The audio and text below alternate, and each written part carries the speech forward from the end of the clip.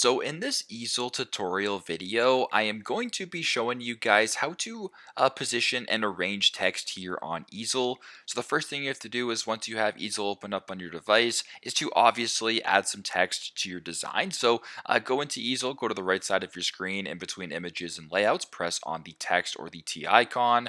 I'll just press add a heading here. I'll make it a little bit larger in size just so it's easier for you guys to see. So for demonstration purposes, I'm also going to go to the Elements tab right here, and I'm going to go to the shapes. Where can I find shapes? I'll just go to, how about just stickers, for example, right here, and I'll just press, a sticker right here of what appears to be a cloud. So what I mean by arrange and position here is so if you were to add a new layer or add a new text, it actually is going to appear in front of the text. But if you wanted to make the text appear perhaps in front of the cloud, it's super straightforward.